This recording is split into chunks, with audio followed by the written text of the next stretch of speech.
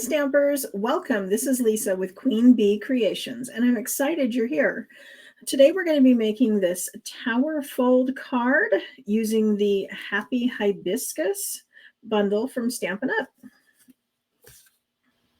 Okay, so this is the card we're going to be making. It's the tower fold card. It kind of looks a little like a shutter card. It has these little sections that go in and out, kind of a zigzag. Looks great standing up for display, and then it collapses together and allows you to fit it into an A2 envelope. Okay, I started out with a piece of strawberry slush cardstock. This is one of our 2025 to 2027 in colors. It's actually a returning in color, which is like a first for Stampin' Up. It is 8 1/4, as I said, by 5 1/2. And then I have some designer series paper, again in strawberry slush. I'm using the Color Families pack. And I have two pieces that are 3/4 of an inch by 5 1/4. They're going to go on the left and the right. Then I have these three pieces that are going to go in the middle. And I started out with a piece. Let's see, it was 2 3/4, I guess, because it's 3/4 of an inch tall, 1 1/4 tall, and then 3/4 of an inch tall. So those are going to be the three in the middle. Now, I don't think it's important with this card to maintain the pattern. That's just kind of a fluke I do because it's going to be hidden behind these squares on the front. But as I said, 4 inches by 3/4 by 1 1/4 and by 3/4. They're going to be the middle decorations. Then I have some squares that are pretty in pink. I have 2 of them, 2 3/4 by 2 3/4, and then one white 2 3/4 by 2 3/4. On my example card here, I use the largest square in the Stylish Shapes dies. So you can choose to do that if you wish. And then I have a large piece of basic white we're going to be doing our stamping onto. But let's go ahead and prepare our base. Okay, to do this, I'm going to bring in my trimmer, and we're going to score this at 1 inch, 2 inch, and 3 inch. Okay, then I'm going to rotate it, and I'm going to do the same thing from the other side. 1 inch, 2 inch, and 3 inch.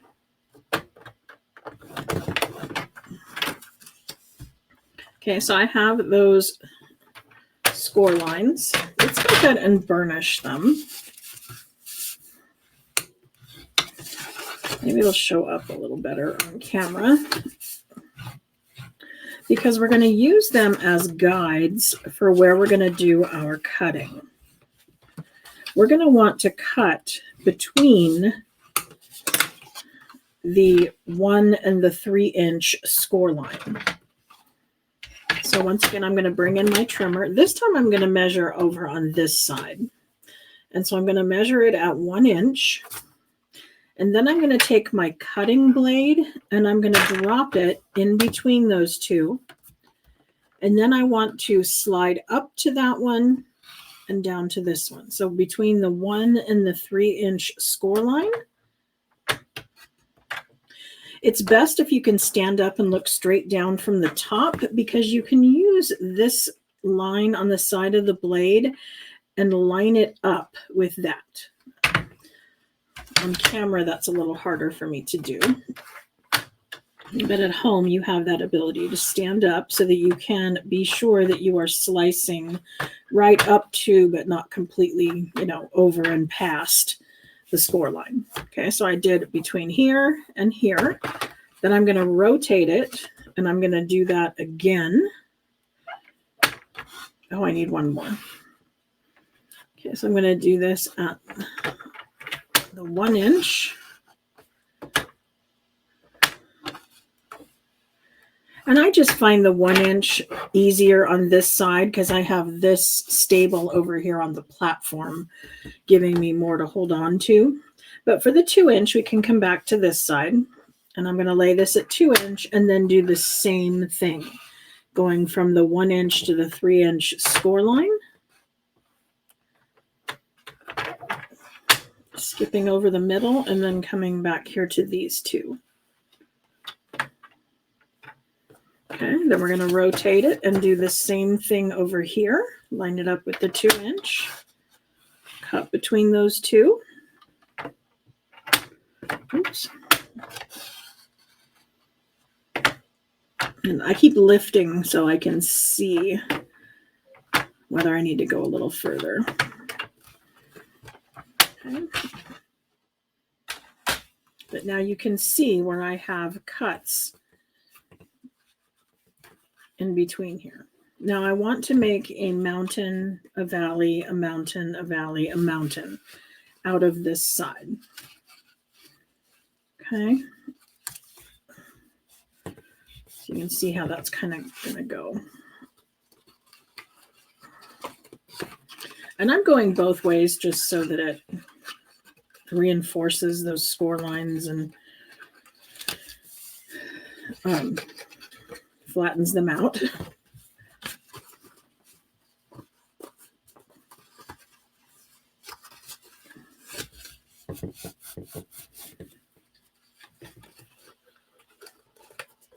But in the end, let's see, we're going to want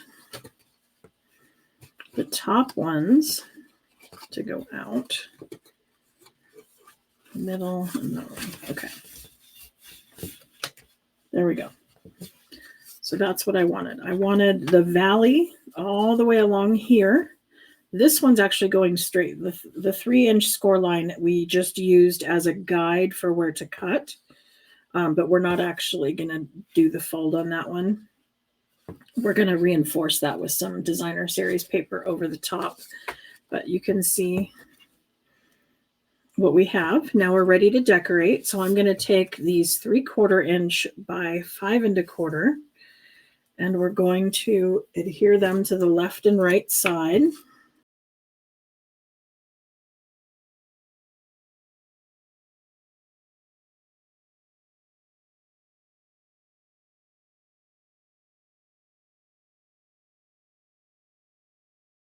Oops. I'm going to pay attention to my orientation. So I don't have them opposite. I want them both going up. Okay, then I'm going to take these 3 pieces and we're going to adhere those as well.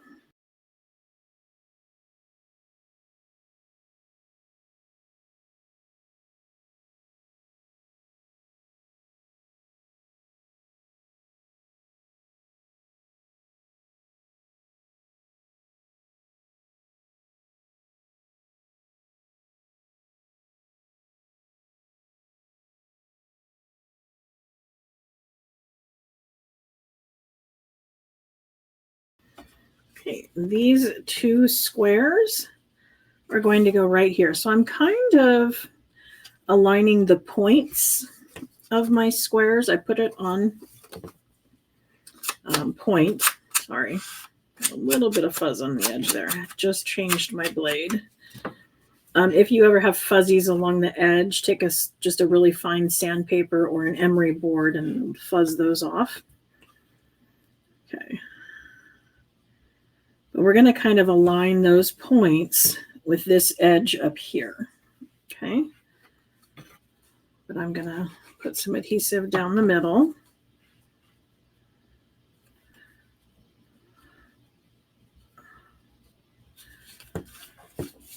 I'm being very sure that I'm not putting any adhesive, behind here because I don't want it to stick to that back layer.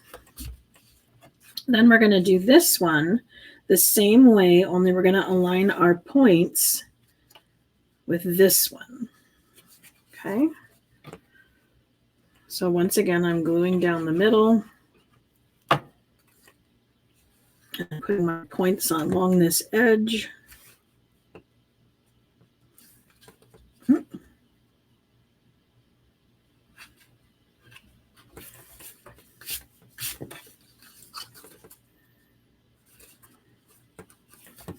And then this one, after we're done, is going to go right in the middle like that. Okay, but we have some stamping to do. So let's bring in our scrap and the back of our card, which was this 2" by 5 1/4. Okay, so we're going to do some stamping. I'm going to bring in a little bit of scrap paper. I know that's what the grid paper's for, but I don't like to change it all the time on my desk for filming. Okay, so we're going to take this one, and we're going to take the Happy Hibiscus stamp set. It has this group of 3. It is grouped together on purpose because that coordinates with the die that goes with it. So we're using Happy Hibiscus and the Happy Hibiscus dies, and you can see that this has the 3, and it's grouped together like that because it nests inside of the embossing folder and allows you to cut and emboss at the same time. That's what Stampin' Up calls a hybrid embossing folder. Very fun. But we're going to go ahead and we're going to ink up this in Strawberry Slush for the outline of our flowers. When they're larger like this, I have a tendency to lay them on my desk face up and then turn my pad over rather than trying to do this way. That's just a personal preference. You can do wherever way you're more comfortable. So I'm going to stamp the 3. Okay, and I'm done with this one because I'm going to fill them with Bubble Bath. And it's just because I want it a little bit lighter than the Pretty in Pink. You could also do Pretty in Pink. I'm not saying you shouldn't. Oh, let's do one more here. Sorry. So I'm going to just stamp the outline in the corner.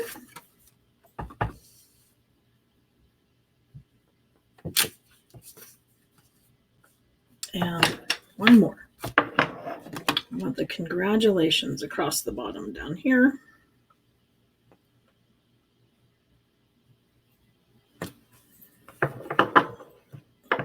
Now I'm ready to clean these stamps. Okay, so I'm just using the Simply Chamois. I mean, it's actually bigger than this. I've cut mine into 4 pieces.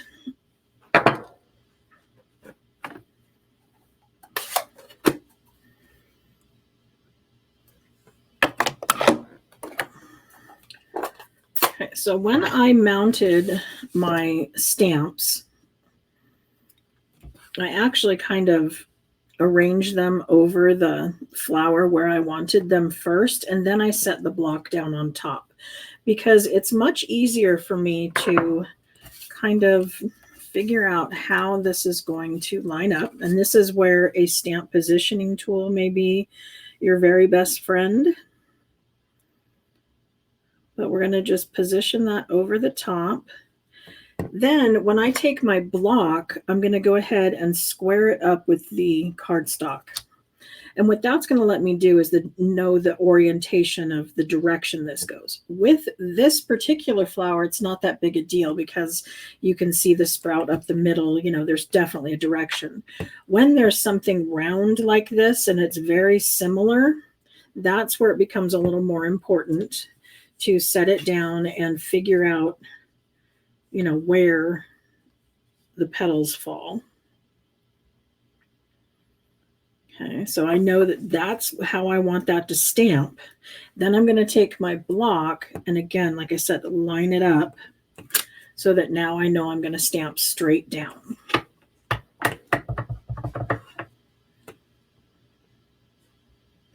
And this is, again, one of those things where it's best to stand up and look straight down from the top to get your best placement.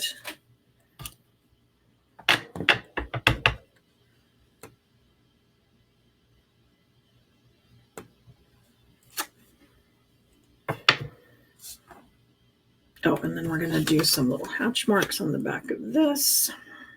So that's just this little texture kind of stamp.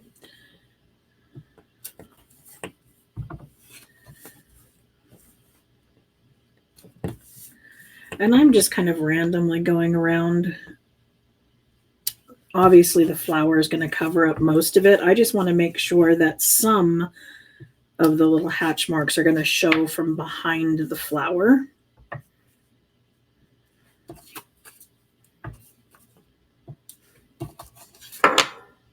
So it looks kind of weird now, but once the flower goes on it, it'll look better. Okay, then I'm also going to need some leaves. Oh, and we have these ones as well.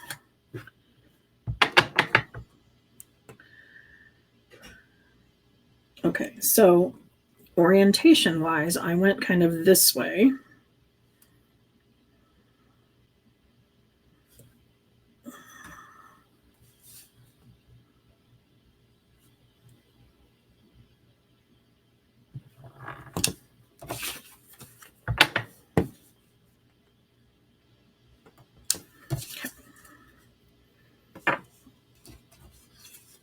And then I'm going to bring in garden green to do our leaves. Again, the leaves are a two-step stamping. So there is the outline and then there is the inside of the leaf. And you can choose to either do this with two different colors, or you can do what we call a second generation stamping, which means that I'm going to take the inside layer and I'm going to use exactly the same color. But before I go to my project, I'm going to stamp off on scrap paper and then lay it over my project. Okay, so it's going to give me just a slightly lighter color, giving me that two-toned effect with one ink pad. And again, I'm not getting the best placement here, but like I said, if you stand up and look straight down from the top or use a stamp positioning tool such as the Misty or the Stamparatus, then that will work better for you. Then we're going to use the die cuts to die cut these out. So I'm going to use this one for the leaves and then this for our flowers. So I'll be right back.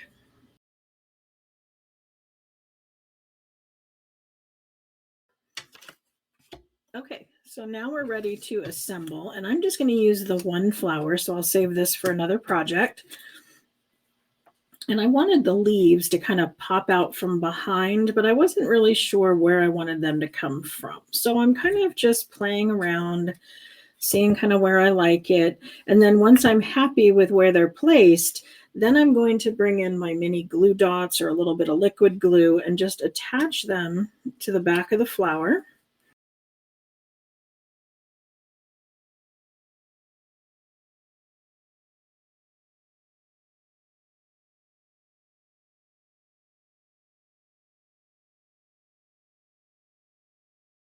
Yeah, see how nice the little hatch marks look coming out from behind? Just a little bit of extra something.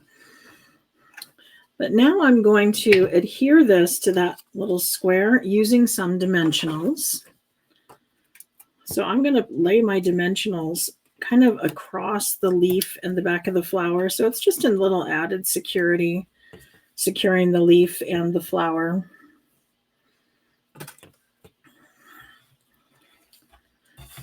And then I want this to go onto here. It might be a little bit easier for me to adhere it without the flower on it quite yet, so that I can position it where I want it and, you know, mash it out flat without mashing my flower.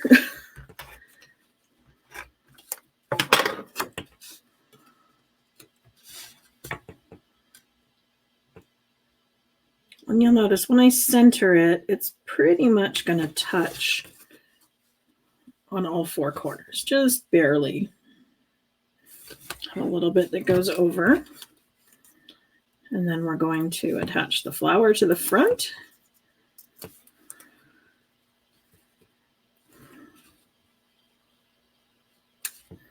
And our sentiment piece, you know, for our signing onto the back side.